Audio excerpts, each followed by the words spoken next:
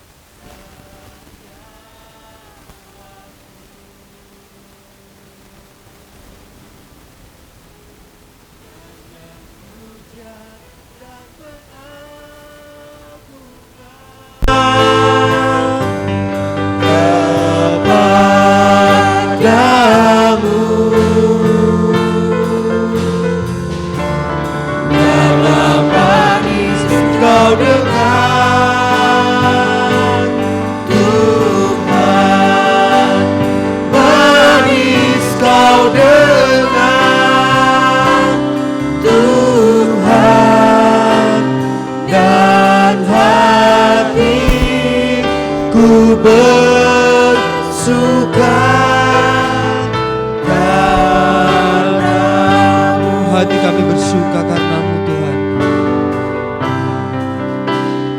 Dan hatiku bersuka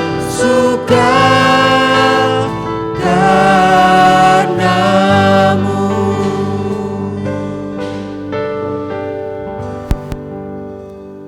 Pertolongan kita adalah di dalam nama Tuhan, Sang Pencipta langit dan bumi, dan segala isinya yang dalam kasih dan kesetiaannya tidak pernah meninggalkan buah perbuatan tangannya. Kasih karunia dan damai sejahtera dari Allah Bapa, Putra, dan Roh Kudus menyertai kita sekalian. Amin.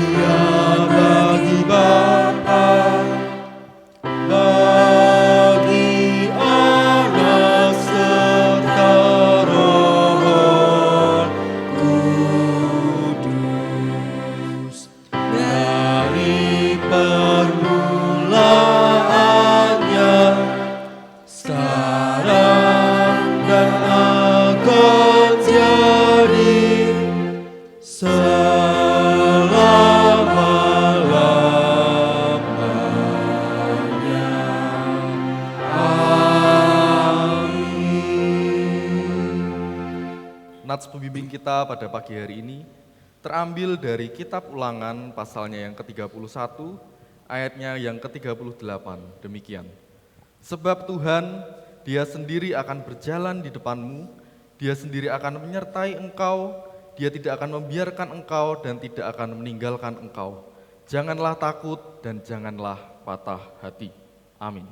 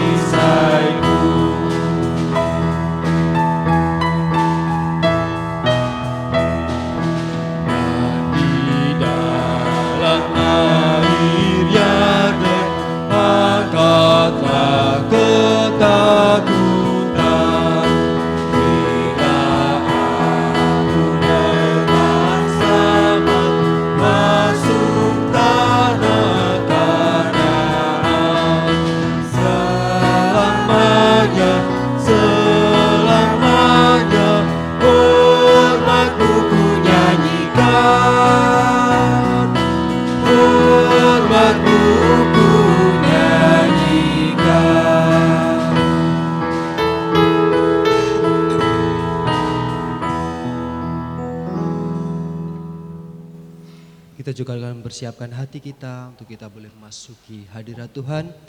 Kita akan berdoa bersama, kita akan berdoa bersama untuk kegiatan-kegiatan gereja menyambut hari Natal dan juga untuk rekan-rekan kita yang mungkin berusaha undur dari persekutuan dan juga mengalami kelemahan tubuh.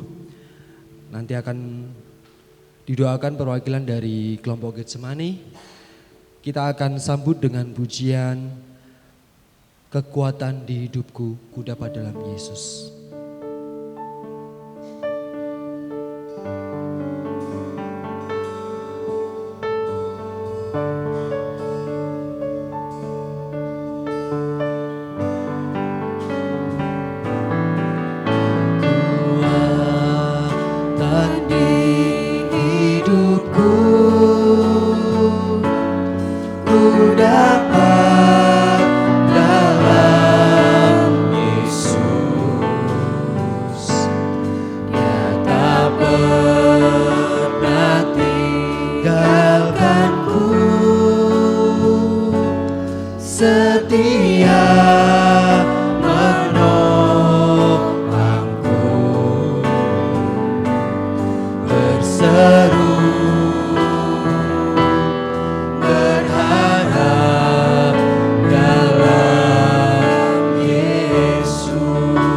Ajaib Kau Tuhan,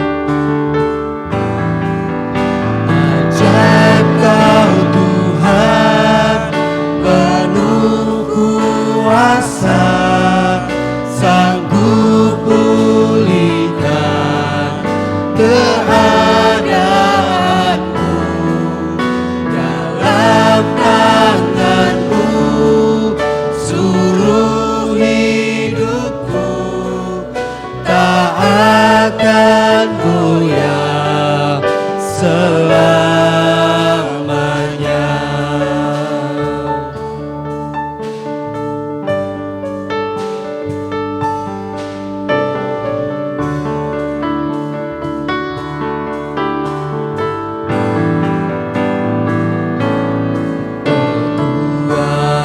Kekuatan di hidupku, dapat dalam Yesus. Kau tak pernah tinggalkanku Tuhan. Tak pernah tinggalkanku, setia menopangku. Kami berseru kepadamu,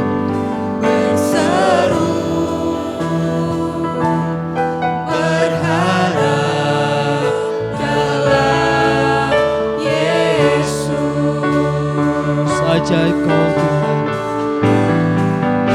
ajaib Kau Tuhan, penuh kuasa, sanggup pulihkan keadaanku, dalam tangan-Mu suruh hidupku tak akan goyah selamanya. Ajaib Kau Tuhan, penuh kuasa, sanggup pulihkan keadaanku, dalam tangan-Mu hidupku tak akan goyah selamanya, tak akan goyah selamanya.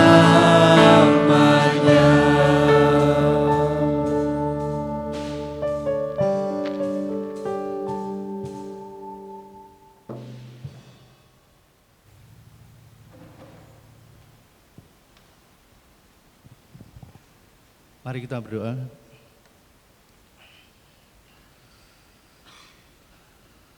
Tuhan Allah Bapa kami yang Maha Kuasa, yang bertata dalam kerajaan surga yang maha mulia. Tuhan yang kami kenal di dalam nama Tuhan Yesus Kristus yang sudi menebus dosa kami di kayu salib, menebus segala dosa dan pelanggaran kami. Tuhan yang selalu memimpin kami dan menyertai kami dalam setiap langkah hidup kami. Lewat bimbingan Roh Kudus senantiasa menguatkan kami ya Tuhan. Sungguh kami mengucap syukur atas itu semua. Saat ini Tuhan kami hendak berdoa kepada Engkau, memanjatkan segala doa-doa syafaat kami yang kami panjatkan pada pagi hari ini. Kami berdoa ya Tuhan, buat jemaat-Mu yang ada di tempat ini ya Tuhan. Setiap jemaat yang ada di tempat ini biarlah senantiasa bertumbuh di dalam Engkau, selalu berpengharapan di dalam Engkau ya Tuhan. Berkati kami semua ya Tuhan. Kami berdoa buat setiap anak-anak kami ya Tuhan, di dalam tumbuh kembang mereka maupun saat usia sekolah, usia remaja, usia muda. Berkati mereka ya Tuhan di dalam mereka bertumbuh dan berkembang. Biarlah senantiasa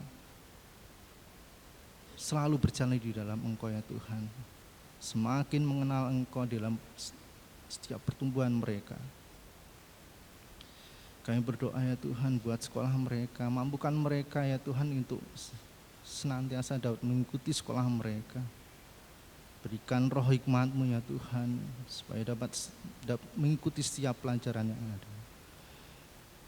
Kami berdoa juga buat saudara-saudara kami, anak-anak kami yang tengah merajut masa depan mereka dalam mencari pekerjaan maupun dalam mencari pasangan hidup. Tuhan, berikan pekerjaan yang terbaik buat mereka ya Tuhan, yang sesuai dengan kemampuan mereka, dan biarlah Engkau sendiri akan berkati mereka, dan berikan juga pasangan hidup ya Tuhan buat mereka yang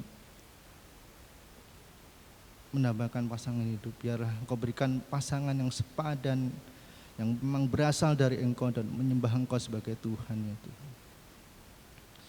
Kami berdoa juga ya Tuhan buat kami semua sebagai orang tua. Tuhan, mampukan kami untuk dapat mendidik anak-anak kami dengan baik. Berkati juga pekerjaan kami ya Tuhan. Biarlah setiap pekerjaan yang kami tekuni benar-benar bisa menghasilkan dan bisa kami merasakan berkat yang memang berasal dari Engkau buat keluarga kami. Kami juga berdoa buat saudara-saudara kami yang lanjut usia. Tuhan, berkati mereka ya Tuhan di dalam usia lanjut mereka. Memang mereka sudah tidak lagi muda, tidak sehebat, segagah saat masih muda. Tapi kami yakin ya Tuhan, dan kami mohon kepada Engkau ya Tuhan, Engkau senantiasa memberikan kekuatan, Engkau senantiasa memberikan topangan atas mereka ya Tuhan, supaya mereka tetap setia, tetap kuat untuk menguji dan memuliakan nama-Mu, bahkan melayani Engkau senantiasa. Kami juga berdoa buat saudara-saudara kami yang dalam kelemahan tubuh, Engkau izinkan untuk mendapatkan sakit, penyakit atas hidup mereka, atas tubuh mereka. Tuhan, kami mohon ya Tuhan, kami mohon agar Engkau berkenan untuk menyembuhkan mereka, memulihkan mereka ya Tuhan seperti sedia kala. Berikan semangat senantiasa atas mereka agar bisa menjalani sakit yang tengah dideritanya. Tetap semangat, tetap berpegang teguh kepada Engkau ya Tuhan. Kami berdoa juga buat setiap keluarga yang senantiasa merawat mereka.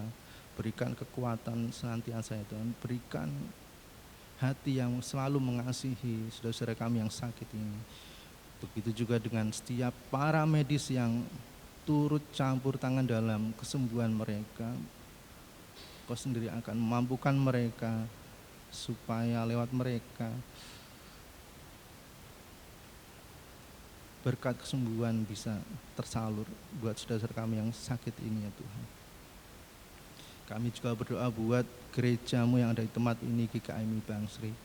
Berkati ya Tuhan gereja ini ya, tempat kami bersekutu, tempat kami saling melayani, saling menopang satu dengan yang lain. Berkati ya Tuhan gereja ini ya Tuhan. Berkati Ibu Pendeta Utari sebagai gembala jemaat tempat ini. Engkau berkati kehidupannya, berkati pelayanannya, mampukan agar dapat melakukan tugasnya untuk melayani jemaat yang ada di tempat ini. Begitu juga buat setiap majelis yang ada dan juga setiap pengurus-pengurus komisi yang ada di tempat ini. Sertai mereka agar dapat menjalankan segenap tugas-tugas mereka di dalam kemajelisan maupun setiap kepengurusan komisi, agar bisa membantu untuk melayani jemaatmu tempat ini. Kami berdoa juga buat setiap program-program gereja yang sudah dicanangkan ya Tuhan. Berkati ya Tuhan setiap program gereja ini agar dapat berjalan dengan baik. Dan biar lewat program ini kami semakin bertumbuh iman, pengharapan dan kasih di dalam Engkau. Dan terkhusus buat program masa raya Natal dan Tahun Baru yang semakin dekat ya Tuhan. Berkati ya Tuhan program ini agar bisa berjalan dengan baik. Berkati setiap panitia maupun setiap orang yang ikut serta dalam terwujudnya program ini ya Tuhan, program Natal dan Tahun Baru ini. Engkau berkati, Engkau mampukan mereka agar dapat melakukan segenap tugasnya dengan baik.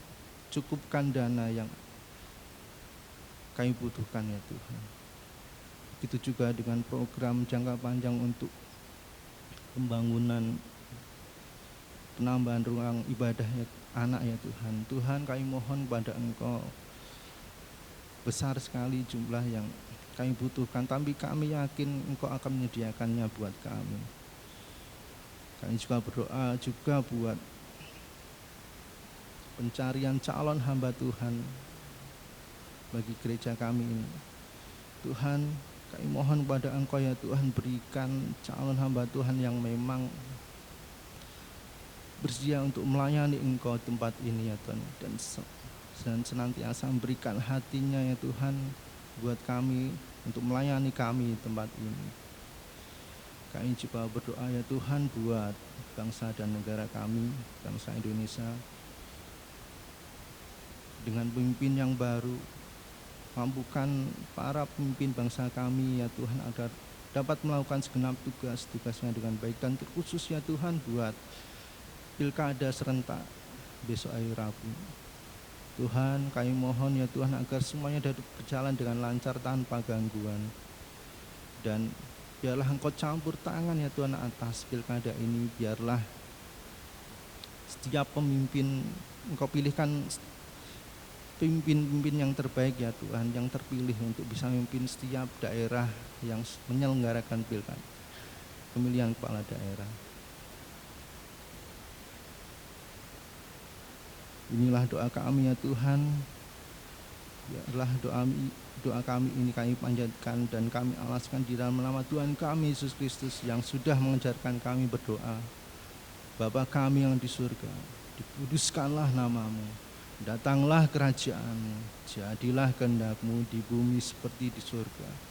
Berikanlah kami pada hari ini makanan kami yang secukupnya, dan ampunilah kami akan kesalahan kami, seperti kami juga mengampuni orang yang bersalah kami.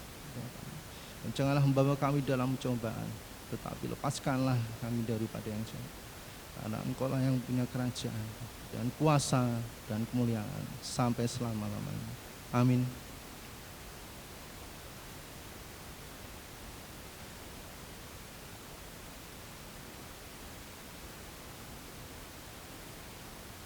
Ketika firman Tuhan tertanam di dalam kehidupan kita, mari kita jadikan itu sebagai pedoman, sebagai jalan kita menuju ke kehidupan yang sudah Tuhan sediakan. Mari kita sambut firman Tuhan, firman-Mu pelita bagiku, kakiku.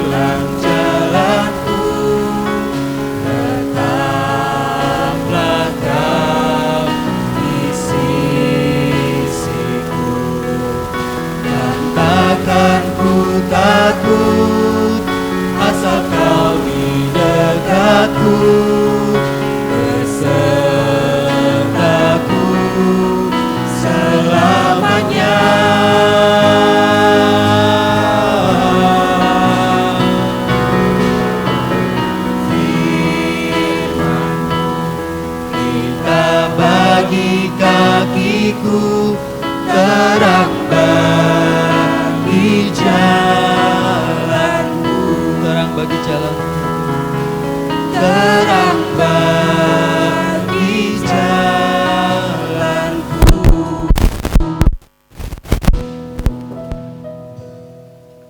Mari kita bersama berdoa.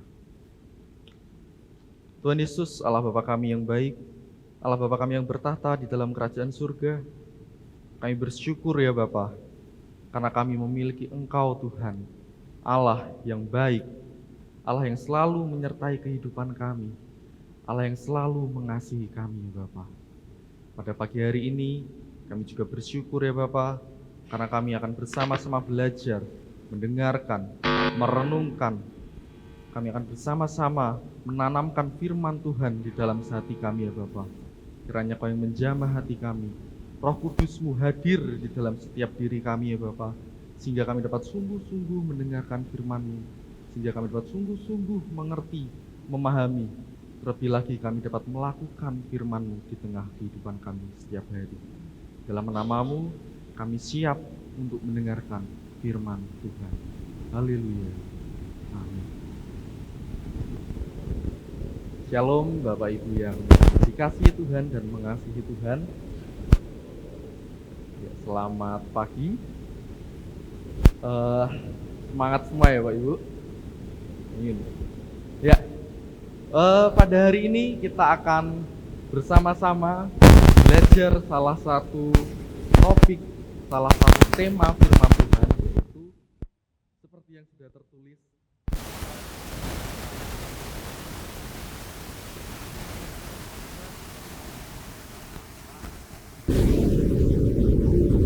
Bapak Ibu Saudara. Mari kita buka Alkitab kita dalam satu Keluaran pasal yang 13 ayatnya yang kedua.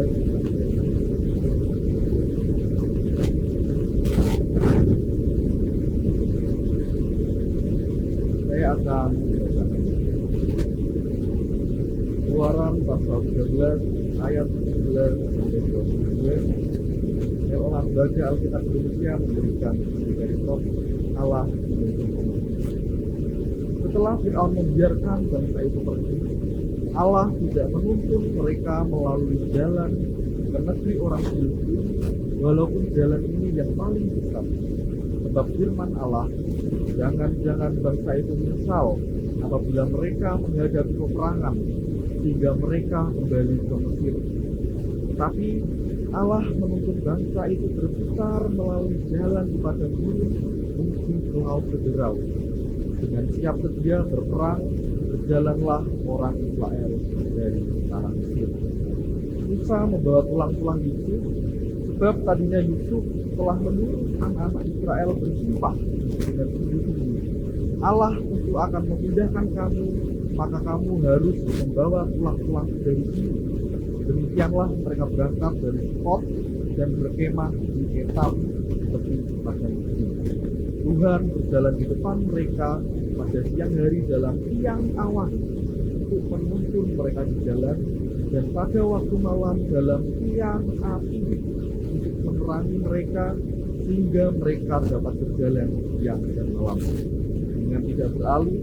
Tiang awan itu tetap ada pada siang hari dan tiang api pada waktu malam. Berbahagialah setiap kita yang mau membaca, mendengarkan, merenungkan, berulang, melakukan firman setiap hari. Ya.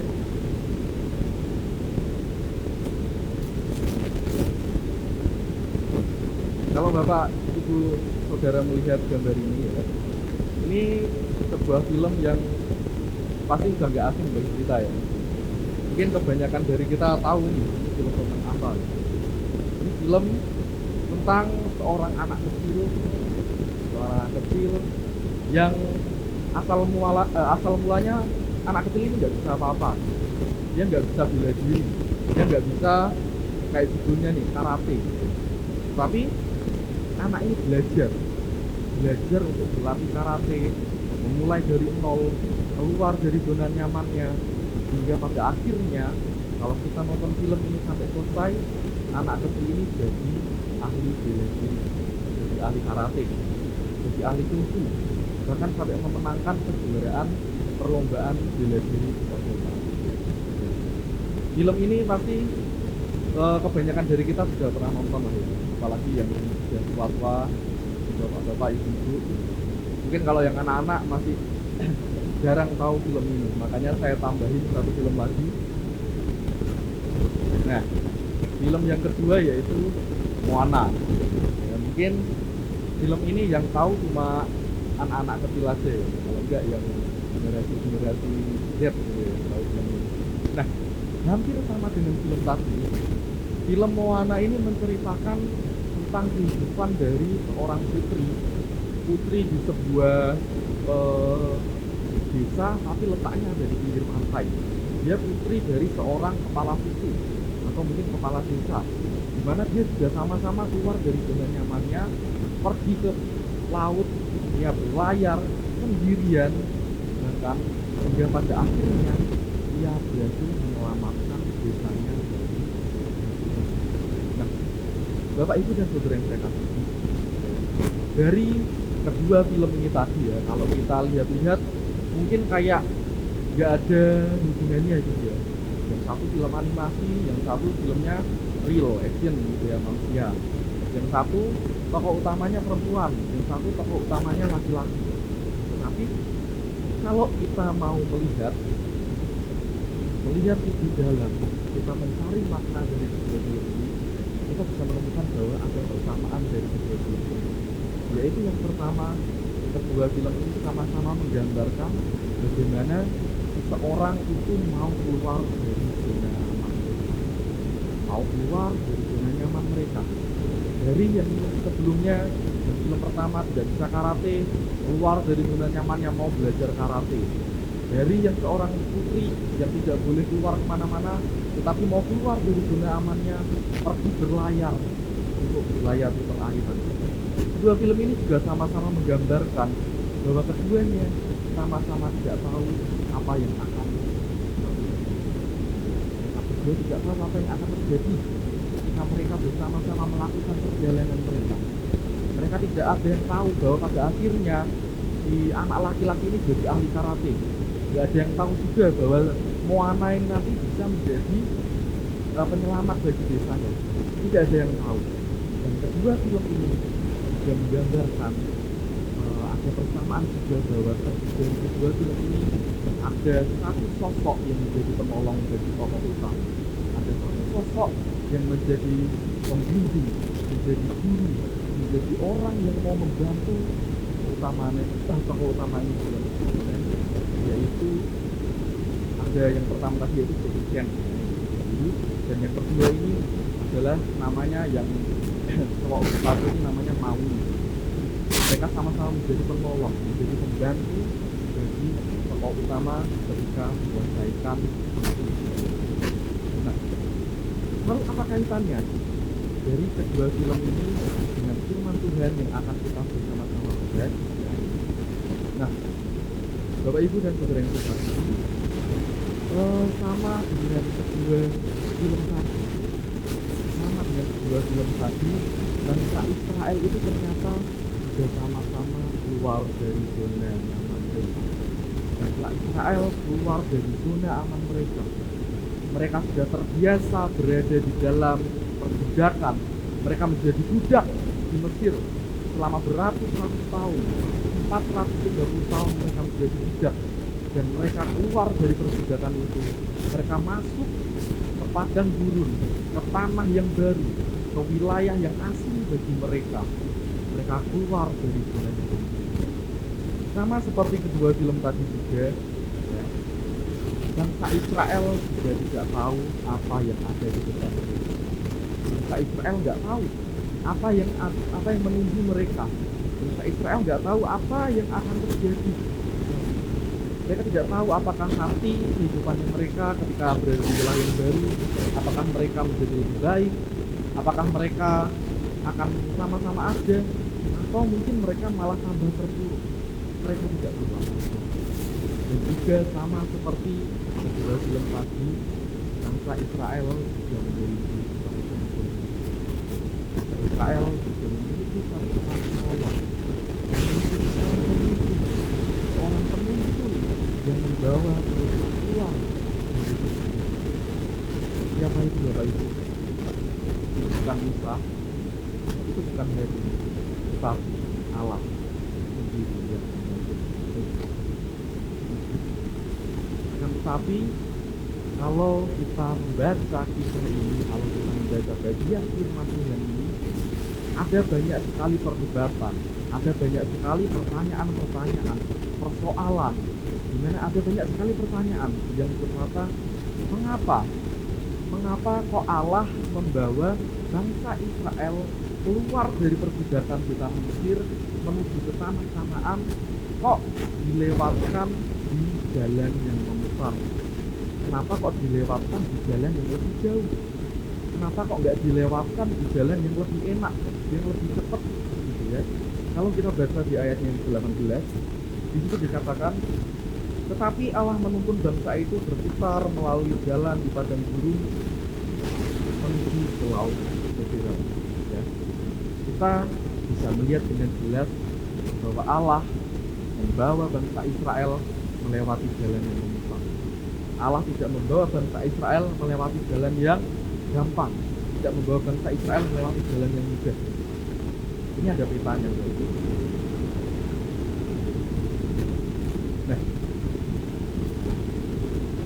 ini peta dari perjalanan bangsa Israel menuju tanah Kanaan. Ya, mereka memulai perjalanannya dari yang nomor 2 ini, dari Sukok, dan garis biru. Nah, ini menunjukkan perjalanan mereka menuju tanah Kanaan. Kita bisa melihat bagaimana bangsa Israel ini berjalan memutar. Ya, bangsa Israel melewati daerah, berjalan menuju ke selatan, ke Gunung Sinai, terus baru ke utara, masih muter-muter lagi, baru nyampe ke sana. Padahal kalau kita lihat di peta, ada jalan yang lebih cepat ya, ya. Tinggal dari sini tinggal lurus, melewati Filistin, langsung nyampe. Ya, tapi Allah memilih jalan. Allah tidak mau membawa bangsa Israel untuk melewati jalan yang mudah. Padahal kalau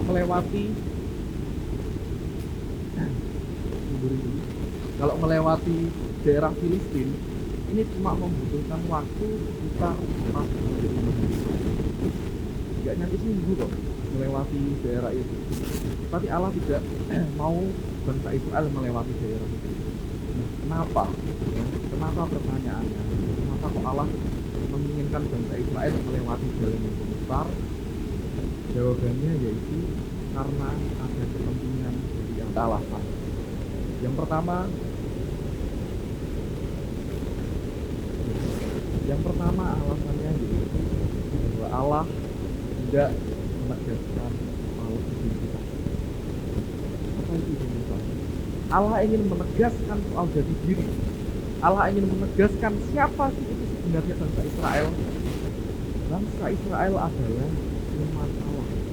Bangsa Israel adalah kepunyaan Allah.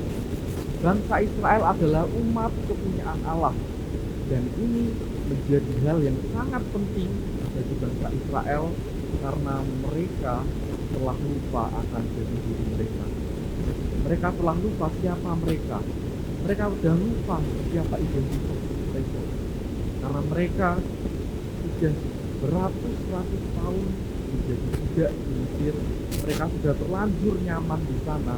Mereka sudah terlanjur merasa aman di sana. Mereka tidak ingin keluar.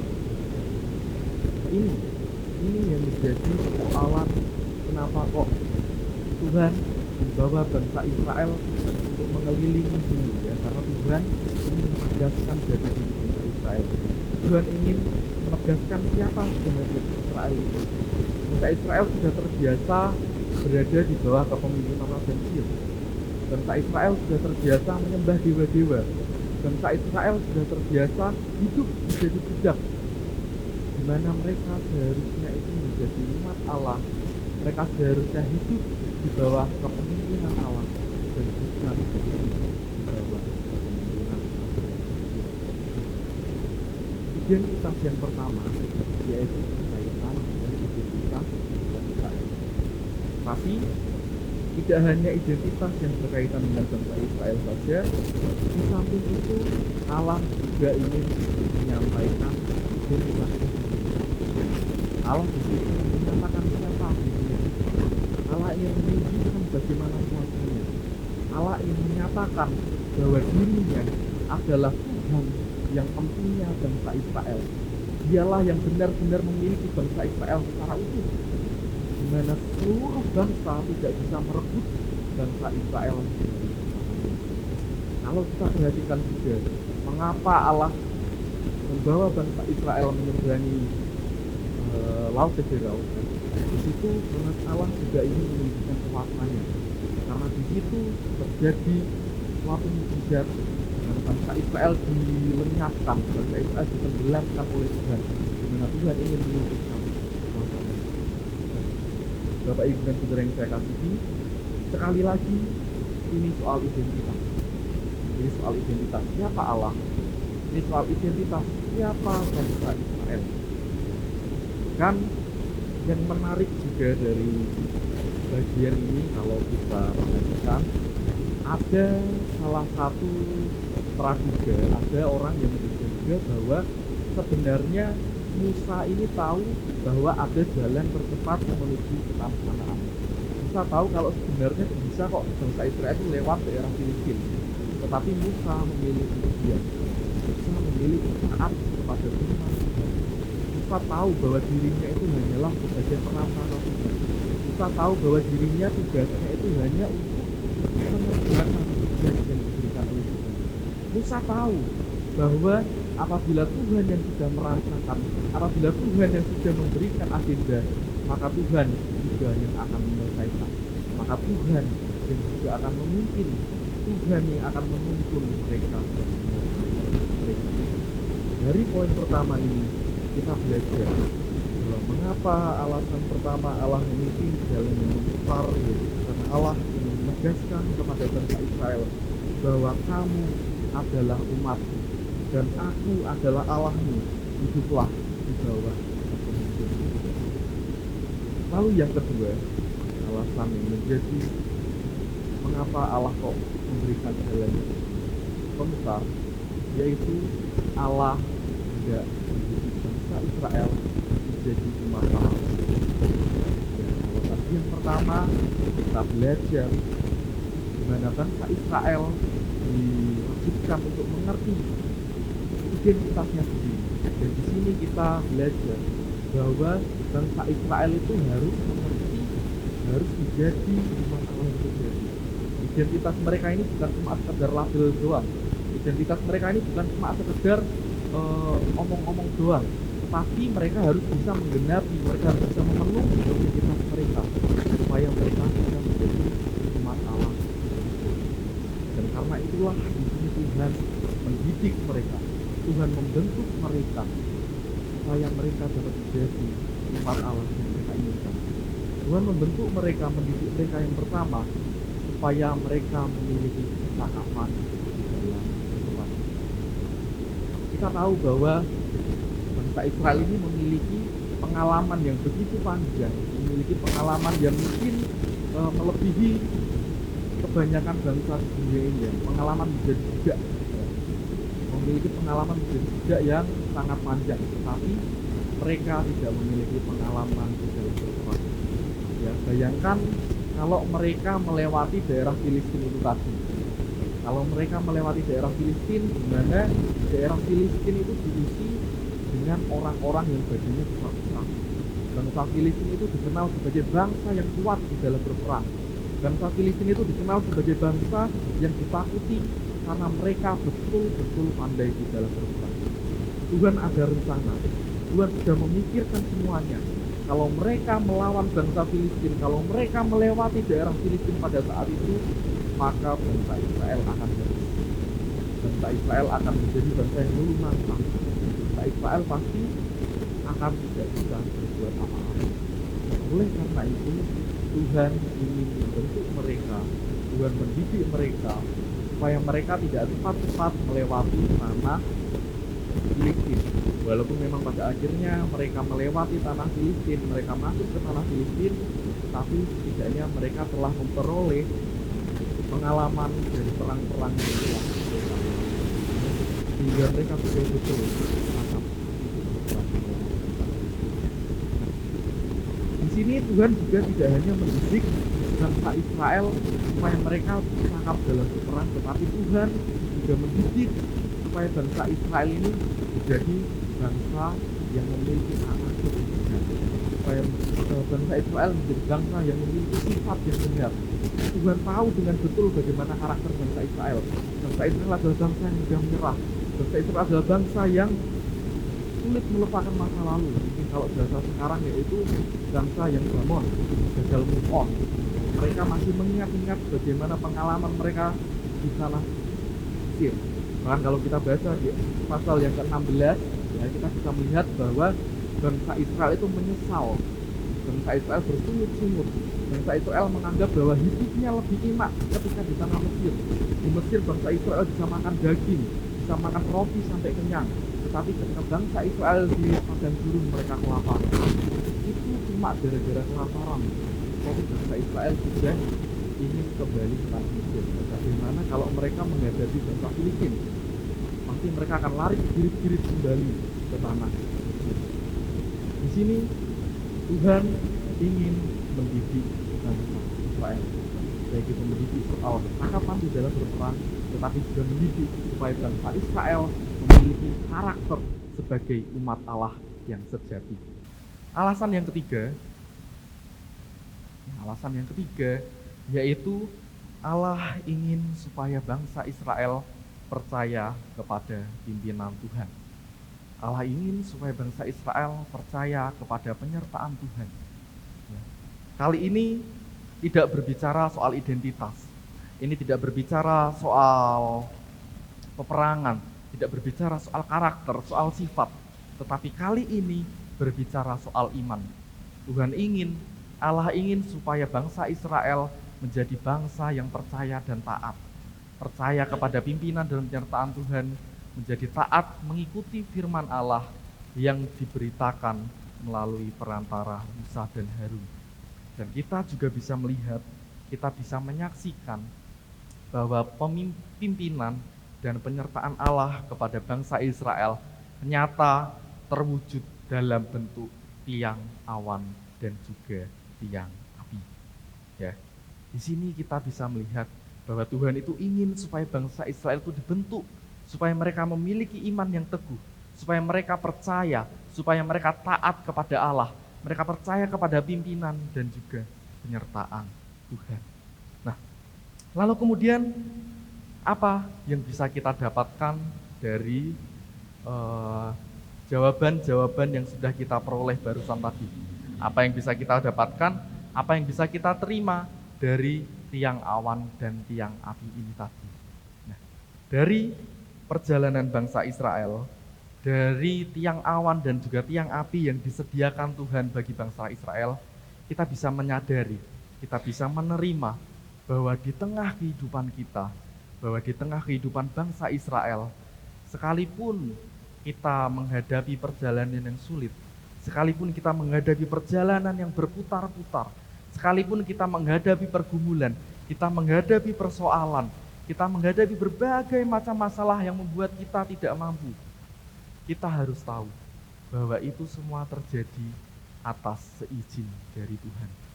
Semua itu terjadi bukan karena Tuhan tidak sayang kepada kita, tetapi itu semua terjadi sudah sesuai dengan rencana Tuhan. Itu semua terjadi bahwa Tuhan itu ingin membentuk kita, Tuhan ingin memimpin kita, Tuhan ingin menyertai kita. Bahkan di balik itu semua, di balik persoalan, pergumulan yang kita alami, kita bisa melihat bahwa tiang awan dan juga tiang api itu juga menyertai kita. Nah, pertanyaannya bagi kita, apakah kita bisa merasakan kehadirannya? Apakah kita bisa merasakan tiang awan dan tiang api itu? Bahkan bangsa Israel yang dengan matanya sendiri bisa melihat, menyaksikan secara langsung tiang awan dan tiang api itu, mereka seringkali tidak bisa menyadari kehadiran Tuhan. Mereka seringkali tidak bisa menyadari penyertaan Tuhan. Mereka menjadi bangsa yang tegar tengkuk. Mereka menjadi bangsa yang seringkali mengecewakan Tuhan. Mereka tidak bisa merasakan kehadiran Tuhan dengan seutuhnya. Lalu bagaimana dengan kita? Kita yang tidak bisa melihat secara langsung tiang awan dan tiang api itu, apakah kita bisa merasakan kehadirannya? Mari kita bersama-sama merenungkan di dalam setiap hati kita. Yang pertama, mari kita coba melihat, mari kita coba merasakan bahwa Tuhan itu sebenarnya hadir. Tuhan itu datang, Tuhan itu menyertai kita melalui peristiwa-peristiwa sulit, dan bahkan melalui orang-orang yang menyusahkan kita, Tuhan ikut hadir bersama-sama dengan mereka. Ya. Tuhan tidak hanya hadir melalui firman Tuhan, Tuhan tidak hanya hadir melalui pujian dan doa, Tuhan tidak hanya hadir di dalam persekutuan-persekutuan dan ibadah kita, tetapi Tuhan juga hadir melalui permasalahan di tengah kehidupan kita. Tuhan juga hadir melalui orang-orang yang mungkin menyusahkan kita. Tuhan juga hadir melalui orang-orang yang mungkin membenci kita. Orang-orang yang selalu ingin kita selalu dalam keadaan yang terpuruk. Percayalah bahwa Tuhan juga ikut hadir melalui mereka. Apa tujuannya? Apa tujuannya Tuhan ikut hadir di dalam kehidupan kita melalui permasalahan dan juga orang-orang yang menyusahkan kita? Jawabannya yaitu sama dengan apa yang Tuhan lakukan kepada bangsa Israel. Ya, di mana Tuhan ingin mendidik mereka. Tuhan ingin membentuk mereka, bangsa Israel. Begitu pula dengan kita. Tuhan juga ingin membentuk kita. Tuhan ingin mendidik kita supaya kita bisa menjadi umat Kristen yang percaya kepada Tuhan. Kita beriman kepada Tuhan. Kita percaya, setia, taat. Kita menjadi bangsa, kita menjadi orang-orang Kristen yang betul-betul kuat. Kita menjadi orang-orang Kristen yang betul-betul pengharapan. Kita menjadi orang-orang Kristen yang tidak mudah menyerah. Percayalah bahwa segala persoalan yang kita alami, bahwa segala kesulitan yang kita alami, memang itu semua atas seizin Tuhan. Tetapi Tuhan menyediakan tiang awan dan tiang api bagi kita.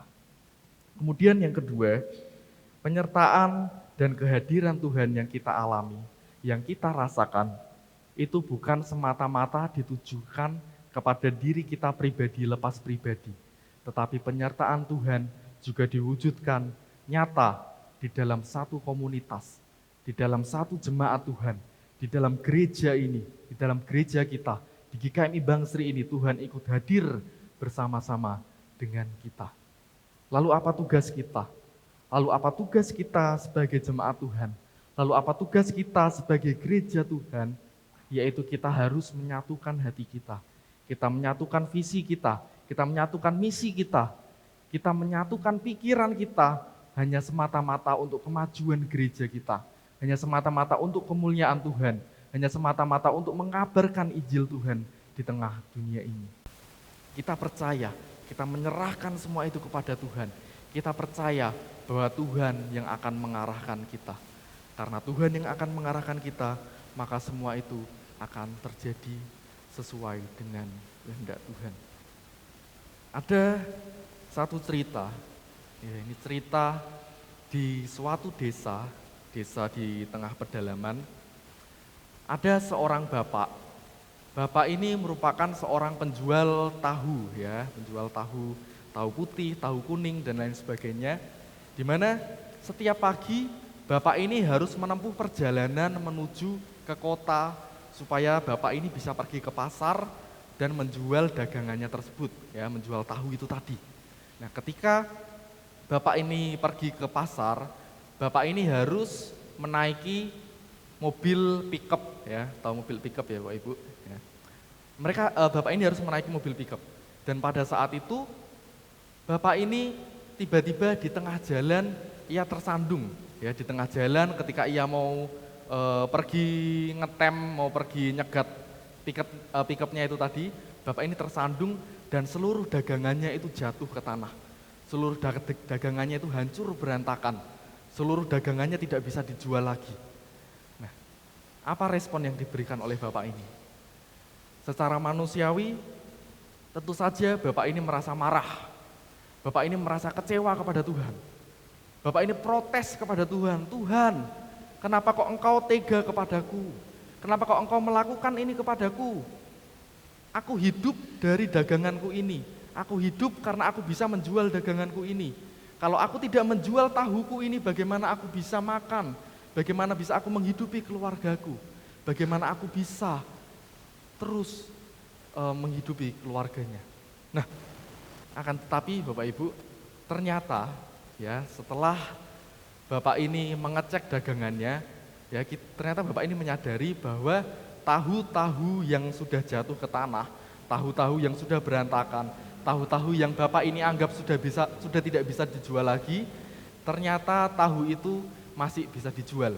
Ya, semuanya masih utuh, semuanya masih bersih, tidak kotor sama sekali, tidak kena tanah sama sekali.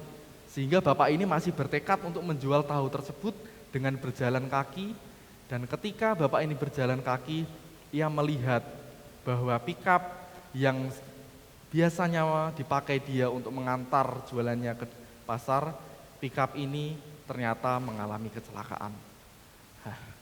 Karena ini, maka Bapak itu menyadari, Bapak itu menyesal telah sebelumnya menyalahkan Tuhan. Bapak ini menyesal sudah marah kepada Tuhan, sudah protes kepada Tuhan. Ternyata ada suatu rancangan yang indah. Ya. Bapak ini tidak hanya selamat dari kecelakaan, tetapi Bapak ini juga masih bisa menjual dagangannya. Terkadang seperti itulah kehidupan kita. Kita tidak tahu apa yang menjadi persoalan kita. Ya, ketika kita dihadapi suatu persoalan, ketika kita dihadapi dengan permasalahan, ketika kita dihadapi dengan kesulitan, seringkali kita menyalahkan Tuhan. Seringkali kita protes kepada Tuhan, kita marah kepada Tuhan.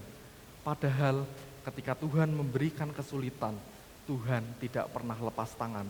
Tiang awan dan tiang api itu tadi selalu menyertai kita.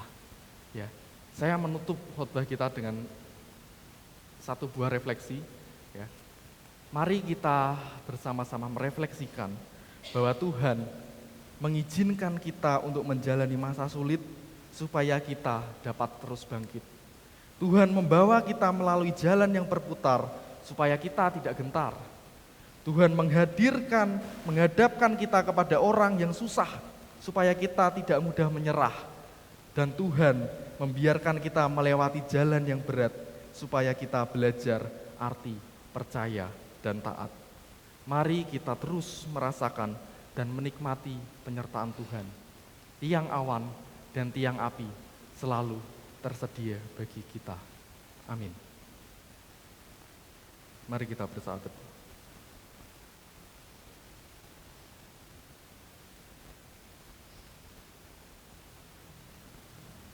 Tuhan Yesus, terima kasih Tuhan.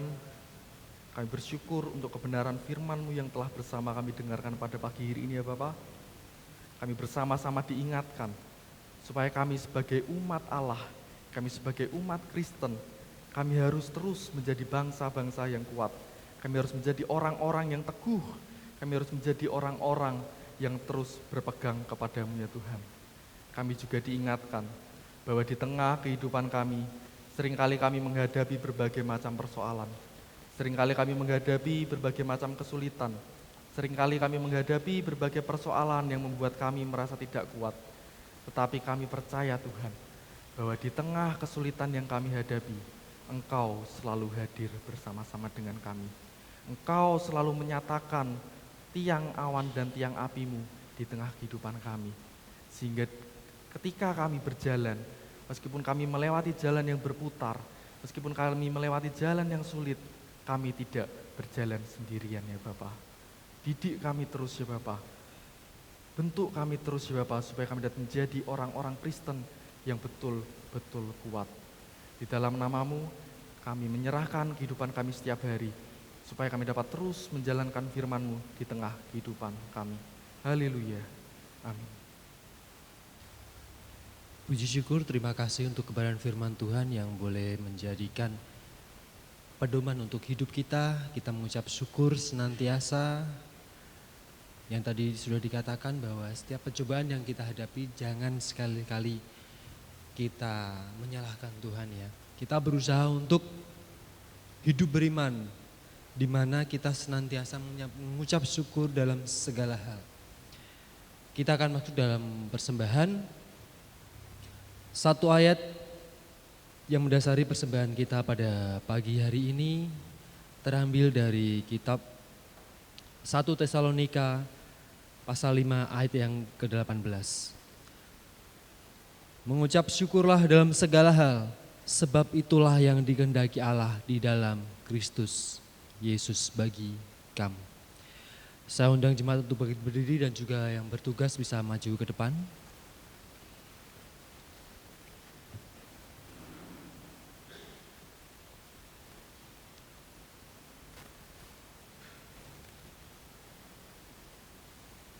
Di depan sudah disediakan 2 kantong, satu untuk kas gereja dan 1 kantong lagi untuk persembahan TK Esther.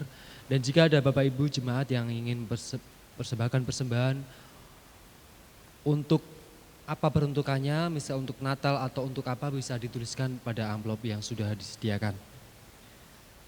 Mari kita berdoa. Kami mengucap syukur Tuhan untuk pagi yang indah ini. Kami memuji, memuliakan nama-Mu. Dan kami juga boleh mendengarkan kebenaran firman-Mu yang menjadikan makanan rohani kami Tuhan. Terima kasih Tuhan, kami juga boleh ambil bagian dalam pelayanan ini pada pagi hari ini melalui persembahan kami. Kiranya persembahan ini boleh menjadi pelayanan yang terbaik untuk gereja-Mu ini Tuhan, dan boleh menjadi berkat untuk jemaat-Mu yang ada di sini Tuhan. Engkau kuduskan berkati persembahan kami ini Tuhan, sehingga berkenan kepadamu. Terpujilah Tuhan, di dalam nama Yesus kami sudah berdoa. Amin.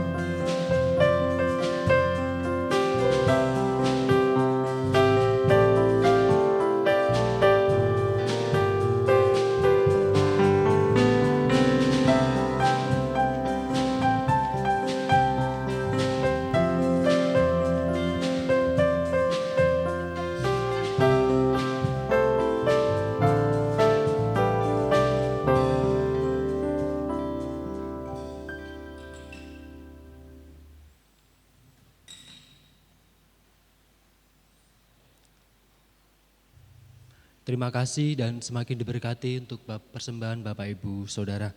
Kita akan segera mengakhiri dan menutup ibadah kita pada pagi hari ini. Di firman Tuhan tadi dikatakan, Tuhan menjadi tiang awan dan menjadi tiang api untuk senantiasa menyertai langkah kehidupan kita. Kita akan pujikan pujian ini untuk mengakhiri ibadah kita pada pagi hari ini. Tiang awan, tiang api.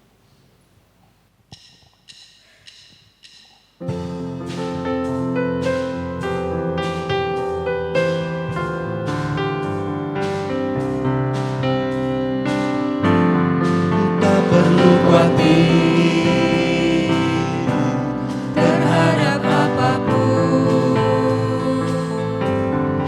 tangan-Mu yang penuh kasih menopangku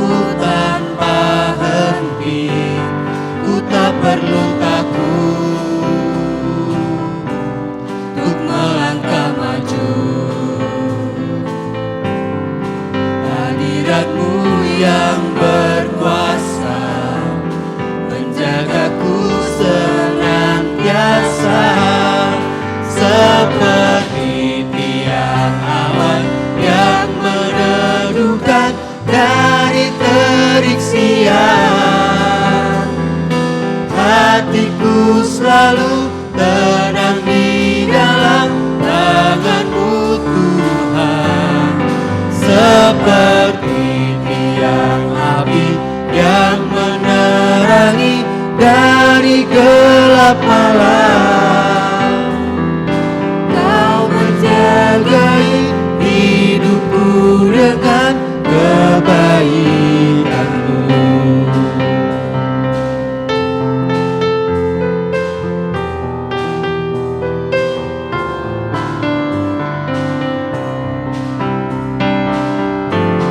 Ku tak perlu khawatir terhadap apapun. Tangan-Mu yang penuh kasih menopangku tanpa henti. Ku tak perlu takut untuk melangkah maju.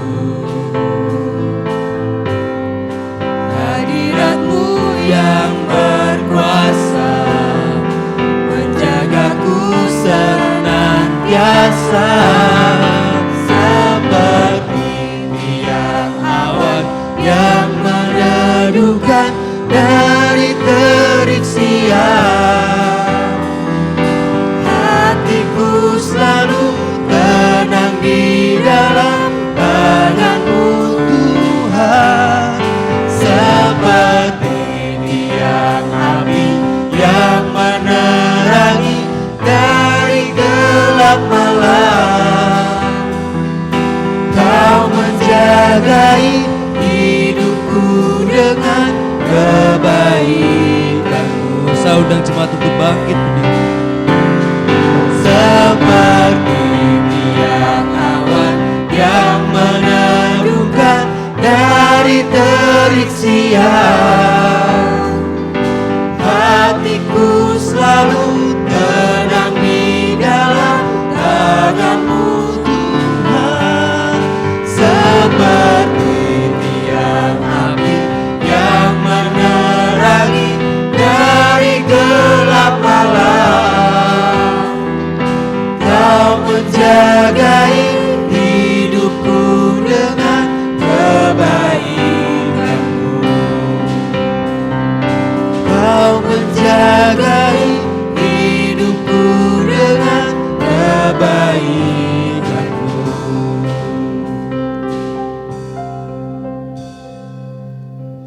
Sebagai jemaat Mennonite, marilah kita mengikrarkan komitmen pemuritan. Kami bersaksi bahwa tidak seorang pun dapat sungguh-sungguh mengenal Kristus kecuali ia mengikutinya setiap hari dalam kehidupan. Bersama-sama dengan segenap orang percaya di segala tempat dan sepanjang abad, marilah kita mengucapkan pengakuan iman kita. Aku percaya kepada Allah, Bapa yang Maha Kuasa, Khalik langit dan bumi, dan kepada Yesus Kristus, anaknya yang tunggal Tuhan kita, yang dikandung daripada Roh Kudus, lahir dari anak darah Maria, yang menderita sengsara di bawah pemerintahan Pontius Pilatus, disalibkan, mati dan dikuburkan, turun ke alam maut. Pada hari yang ketiga bangkit pula dari antara orang mati, naik ke surga, duduk di sebelah kanan Allah, Bapa yang Maha Kuasa, dan dari sana ia akan datang kembali untuk menghakimi orang yang hidup dan yang mati. Aku percaya pada Roh Kudus, gereja yang kudus dan am, persekutuan orang kudus, pengampunan dosa, kebangkitan orang mati, dan hidup yang kekal. Amin. Mari kita berdoa bagi jemaat yang berulang tahun. Tuhan Yesus Kristus, Allah Bapa kami yang baik, kami bersyukur ya Bapa, karena pada hari ini kami merasa sukacita, kami merasa bahagia ya Bapa. Bukan hanya karena kami dapat berkumpul bersama di tempat ini, bukan hanya kami dapat bersama-sama memuji dan memuliakan nama-Mu, bukan hanya kami dapat bersama-sama mendengarkan firman-Mu ya Tuhan, tetapi kami juga bersukacita karena saudara-saudara kami, sahabat-sahabat kami, Engkau izinkan untuk bertambah usia pada pekan ini. Kami bersyukur ya Bapa, untuk Ibu Nani Indriati, untuk Saudara Lukas Mario Belipati, untuk Saudari Mariam, untuk Saudara Ignatius Kristabel, untuk Bapak Yosua Hendrawan. Kami bersyukur ya Bapak, kami bersukacita karena saudara-saudara kami ini Engkau izinkan untuk bertambah usia. Engkau izinkan untuk terus Engkau pakai ya Tuhan. Kiranya Engkau terus memberikan kesehatan, Engkau terus memberikan umur yang panjang, Engkau memberikan kebahagiaan, sukacita, dan damai sejahtera di dalam hidupnya. Kami juga menyerahkan kehidupan anak-anak-Mu ini ya Bapa, baik di dalam pekerjaannya, baik di dalam keluarganya, baik di dalam usahanya, baik di dalam hal apapun yang anak-anak-Mu ini kerjakan ya Bapa. Kami percaya bahwa Engkau akan yang selalu menyertai, Engkau yang akan selalu mensukseskan, Engkau yang akan selalu membuat anak-anak-Mu ini berhasil ya Bapa. Jadikan anak-Mu ini ya Bapa supaya dapat terus menjadi berkat bagi sekelilingnya, dapat terus menjadi terang, dapat menjadi garam, dapat menjadi teladan bagi orang lain ya Bapa. Pakai terus anak-anak-Mu ini ya Bapa supaya dapat menjadi pelayan-Mu Tuhan, yang menyerahkan hidupnya seluruhnya, seutuhnya, hanya untuk kebesaran nama-Mu saja. Di dalam nama-Mu, kami menyerahkan kehidupan saudara-saudara kami ini. Haleluya. Amin. Jemaat, kembalilah dalam kehidupanmu sehari-hari, jadilah pelaku firman-Nya dan terimalah berkat Tuhan. Kasih karunia Tuhan Yesus, kasih Allah Bapa dan persekutuan Roh Kudus menyertai kita semua. Amin.